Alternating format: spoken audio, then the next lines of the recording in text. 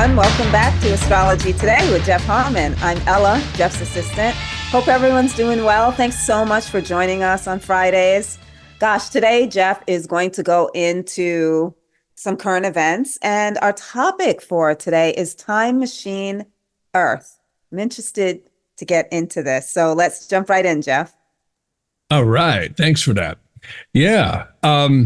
Well, first off, I don't think anybody needs to know on the news that we're seeing virtual insanity with everything that's going on. Of course, there's all the stuff with Trump, all the stuff with Hunter Biden, all the stuff with Joe Biden. And of course, they're all running down to the borders and everything else. And again, nobody's going to do anything about Joe and Hunter because the Department of Justice won't do anything because they're in the fold, right? So anyhow, the insanity continues. And again, many people are saying exactly what the astrology is saying, and that is we are having a crisis in this country on multiple fronts, not only the financial, not only the border, not only the crime and the insanity that we see going on, and the dissension legally, all butting heads here. It's the Pluto return, folks. And I think the deception and destruction might be a lot deeper than we know when you really look at what's going on, and not even on the mind control news, but just really start taking in the totality of what's happening to this country and the westernized world. So we're going to see, again, I've been mentioning this repeatedly, we are in the Pluto return. We just had the first sidereal Pluto return. It just went by on the 21st. Coming back again this July, and the final hurrah is going to be right at the end of this year, 2024. So we'll see, again, like I've been saying, we're either going to be, completely decimated, or we will be the phoenix rising out of the ashes. And who knows, it may be just a little bit of both. It usually is when Pluto's involved. Pluto always rules transformation, first destruction, tearing it down, just kind of almost running it through, if you will, almost a complete transformational process. And then something new is built up out of it. So I think that's kind of fitting where everything is going right now. So, and of course, this is an election year, and we're seeing all kinds of things brewing here behind the scenes that, the news is constantly hitting us with which never stops. So one of the things I want to mention just on the mundane front is we've got a third quarter moon. That's going to happen literally this Sunday on the 3rd. And depending on where you are on the globe, but in the West Coast, it's going to happen at about 7:24 a.m. Now, people may say, so what? What does that mean? Well, the moon is such an important cycle on the Earth. It's not the only one for sure, but it really has a huge effect on us. New moons are planting seeds. First quarter is growth.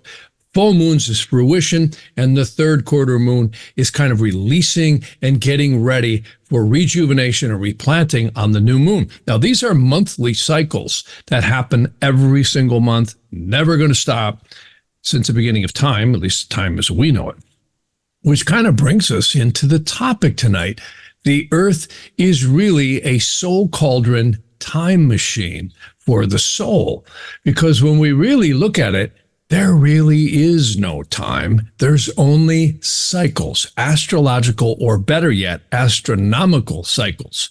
We are living in literally a physically created time machine. And there's so many people who have looked at this from many different perspectives. One of my favorite was Carl Jung, who was a psychiatrist who kind of split off from Freud, which is, he wrote an amazing amount about astrology and psychology and the perception of reality of human experience, which is such a huge thing. Very, very powerful to look at who are we on this time machine Earth. And this brings me into a lot of the cycles that are going on. Now, this is an extremely complex topic, but years ago, Chakrapani, we used to go out to dinner, and we would talk about the yugas, also the great ages. And this is really fascinating stuff because when you look at Earth, we have the daily cycles, which is, of course, sunrise, noon, sunset, midnight. Then the next big one is the lunations, which is the new moons, the first quarter, the full moon, the third quarter, right? Then you get into what? the yearly cycles. And of course, those are marked by the spring equinox, the summer solstice, the fall equinox, and the winter solstice. So these are the small cycles. And then you start getting into the conjunctions of the planets, which they started with Mars and Saturn. Then they went to Jupiter and Saturn. See, this is why ever since 2020, what's been happening? Total change. Again, it's all we hear about. AI, new technology, high tech, this, that, and everything else. All this new technology that's constantly bombarding us, right? And this has really become a reality ever since 2020.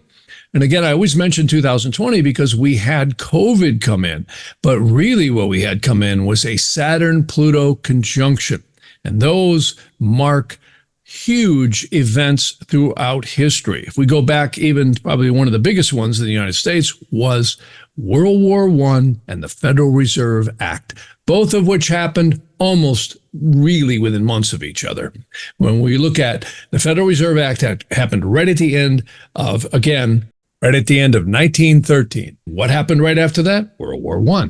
But if you really look at it from 100,000 feet down, or from another galaxy down, you might say, well, wow, this was, again, a very powerful time at which society really changed. This was really when the Industrial Revolution was at full tilt, really coming in, which brings me to these huge cycles known as the Golden Ages, Bronze Age, and of course the Iron Age. And of course it was actually started out at the Golden, then the Silver, then the Bronze, and then the Iron Age. And I'll put this on the screen. This is really cool stuff because many people who study astrology today are always asking, why is my sun sign different? Or at least if it's not different, it'll be 24 degrees different from your tropical Western chart.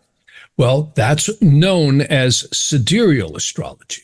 And you might say, well, what is that? Well, Siderial astrology is what Vedic astrologers use. And again, going back to the time machine of Earth, there's no reality. There's only perception, right? And when we're tied into these physical bodies at first breath, it is believed, that's when the perception of reality of time starts and we start forming our lower conscious mind. Well, where am I going with this? Well, they say as these great ages happen, which is about a 25,000, somewhere between 700 and something odd years or 25,000 and 900 something odd years. No one really knows. There's all this speculation that it's just short of 26,000 years. Our solar system goes around this central sun.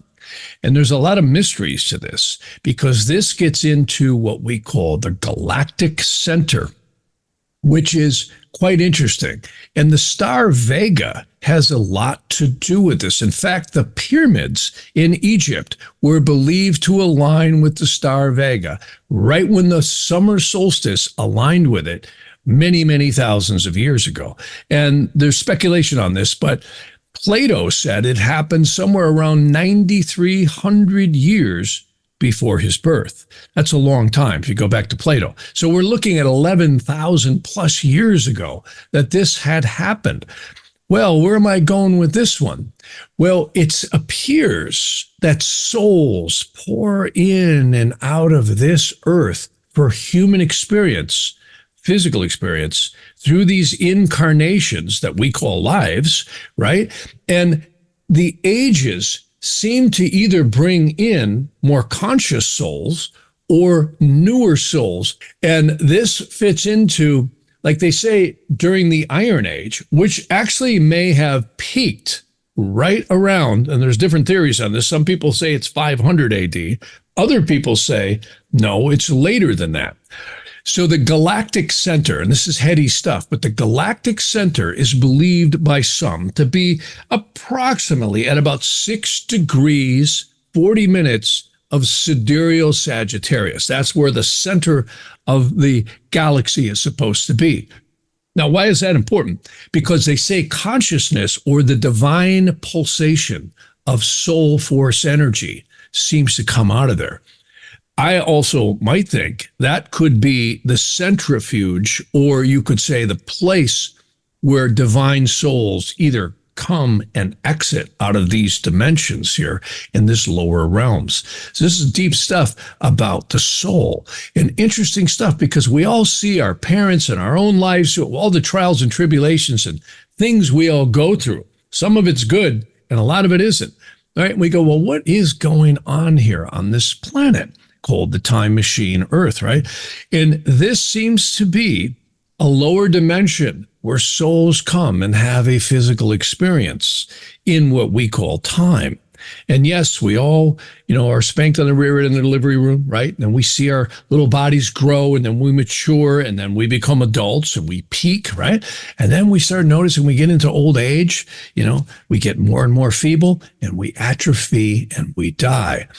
Plato actually talked about these as the great ages, and he actually used the 7 planets for the great ages, which ended in, of course, Saturn, which is old age. And a lot of times in readings, I spend a lot of time with people talking about the planet Saturn, the cross over the crescent of the moon. And it's really fascinating. I always say life is like a 3-act stage play, where act 1 is when we're spanked on the rear end in the delivery room, or whatever else they do to us, right? And then that ends at about 28 years old to 29. That's your first Saturn return, end of act 1, right? Then we go into act 2, which stays until we're about 58 or 59. Then we hit act 3, and that will continue until we're somewhere between the mid-80s. It's usually about 84 to 86 years old. It's not exact, but approximately. Then we hit what I call the reprise and the exit music, at least in this time period. But here's what's more fascinating. As we go around this central sun, they say consciousness and awareness grows up until the golden age. And this is what many people have heard about Atlantis, and of course these golden era ages when humans had magical, like godlike powers. We didn't even need to write, they say, that literally we could telecommunicate. It was fascinating stuff. And I think a lot of these legends are true. And there seems to be great cataclysms that happen between these ages. So this is complex stuff, but one of the things that parallels all these cycles is where the solstices line up with the galactic center.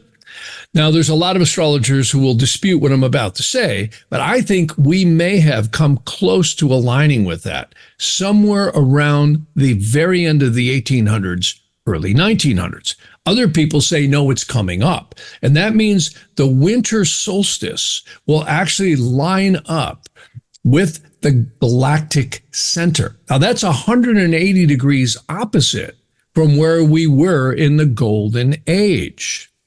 So there's a lot of dispute about this. But I from the best of my calculations, I think we may have hit that low point and started ascending back up ever since the late 1800s. And of course, as time marches on and more of us cycle through, and many souls will keep moving on and they'll go into other realms. There are other ancient secret societies that believe that waves upon waves of souls pass through here during these ages, who are either newer souls that need experience and the dramas and karmas and all the things that go on in these crazy lives, right? All the wars and insanity and ego fests, if you will, is what I like to call them. And then as the soul advances through the incarnations, we move on. We escape from Alcatraz. We go to other places, right? So this is really cool stuff. And way beyond what we can get into in any great detail in a short podcast like this. But I wanted to throw this up there because this is the way the ancient people, and particularly the seers, the saints and the prophets, had mentioned. And this goes all the way back to one of my more favorite texts. It's called the Sefer Ratziel, brought to us by the Archangel Ratziel. And Ratziel actually means, in one sense, wisdom of God or sweetness of God. It's really an interesting phrase in the Aramaic and Chaldean and Hebrew. And it's also very much identified and even in some ways very explicit in the Rig Veda, some of these ancient texts out of India. So fascinating, fascinating stuff. And what I'm trying to do with all this is maybe just shed a little bit of light on who the heck we are, because we're so focused on the material world, which is fine. We got to be, right? Got to eat, got to sleep, got to pay your bills, right? Or all that stuff. But at the end of the line, who are we really? We are sojourners here in these physical, miraculous, biological meat suits, if you will, that are quite profound and give us healing, give us the ability to walk and talk. We don't appreciate this stuff until we can't, right? My son just had this accident, and you can see here's a young guy that I have to go get him water all the time and fill up his ice cubes and, bring him food and all that because he can't walk. He's really in pain with this foot. And we see this where we get old people, our loved ones. We got to take care of them, right? So, my father, he can't even take a shower. So this is interesting stuff. That we've got to pay attention to. Who are we really? Yeah, I love that. I love that question, and I love pondering it. I think I told you years ago, I went on 2 silent meditation retreats. Both were 9 days, and they were completely silent from like 2 hours after I arrived, no talking until the retreat ended 9 days later. And it was really fascinating because that forces you to almost recognize that it's not about all these things that we preoccupy ourselves with every day, day in and day out. Like you were mentioning, the eating, of course we have to eat, but look at how many of us do that. Do we eat when we're hungry, or do we just eat to eat, constantly throughout the day? We want to eat. And then, of course, we have to pay bills and we have to go to work, but are we obsessing over those things? There's a different way to do all of these earthly things than most of us are doing. And that silent meditation retreat, God, I was so young when I was 22 when I went on the first one. And then years later, I went on the second. But it really... So that was just a few years ago, right? Oh, yeah. but it really let me understand that it really let me appreciate the spirit that's inside this body, right? I am that which moves me. That came to me so strongly. I am that which moves me. And what happens when you tap into that and understand that? The ego, where is it? It's not there anymore. And it's the ego that's controlling us day in and day out and how we approach life. So yeah, it's a really deep and interesting question. Who are we and what are we doing here? Yep. And that's why I always recommend the book. Again, I constantly mention this book to people, The Magus of Strovolos. And I've had so many clients tell me how much they appreciated that book and pass it on to others. And that's just one of many books that I think dials us into the fact that, hey, the world's crazy. Guess what? The world's always been crazy, folks, and it's always going to be crazy. And George Carlin was right. You have owners, and there's always been these controllers. And, if you took away the current people that were doing it and we look back through time, there's always been the forces of good and evil. We're seeing it right now. This whole new one world order takeover and the white noise we get pummeled with every day with all the news and all the stuff. Biden's doing this, Trump's doing that. It never stops. It never stops. Putin's doing this, this person's doing that, Israel's doing this. And all of it is real, and it's really traumatic, and it's not very pleasant. But when we look at life in general, it's all just good versus evil, no matter which side of the fence you're on. This is not about politics. This is about consciousness, and when we focus on that, we start realizing we go crazy in congregations. We get better one by one. Yeah. Good versus evil, that's for sure. So, in closing here, I just wanted to point out that astrology gives us a perspective on what we call time. It's really just cycles. It's phases and cycles. And what blows my mind the most about astrology is it seems to be specifically angelically attuned to each soul's journey. Because when you think about this, it never ceases to blow my mind. I mean, I'll be lucky if I live 5 lifetimes to fully grasp the complexities of astrology. I don't think anyone ever fully will, because it's the code of souls and angels. It's really the code of souls having a physical experience. And when you look at Vedic and Nadi astrology, as well as the ancient traditional stuff too, profound. It clearly seems to be we are dropping into a matrix of time that allows us to experience the physical world from our perception of reality that is specifically tuned to the soul's point of consciousness in its evolution, which, again, if you take time out of the equation and you just look at where is this soul's experience in its evolution of consciousness. And I think that's what's possibly really what's going on here. And I think there is times of great enlightenment, and they're thousands of years apart. And again, we are now ascending in what some believe is the Bronze Age. Then we're going to hit the Silver Age. Now, when might that be? That might be right around, the Silver Age is believed to come in right around 4000 AD. That's a couple thousand years from now. You see?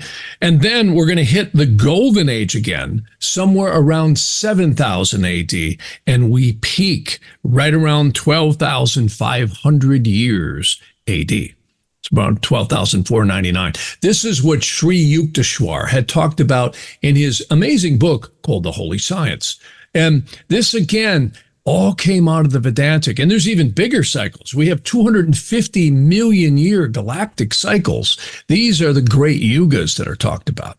And again, somebody was communicating this to human beings, and I think it was angels. I really do, because nobody sitting on a camel or a mountaintop could ever have derived this stuff by observing planets. Not a chance.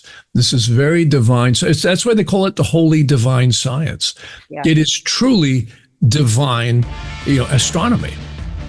It absolutely is. It absolutely is. Well, thanks, Jeff. Thanks so much, as always, for this. And thanks, everyone, for joining us again on Fridays. We look forward to seeing you each Friday and sharing all of this with you.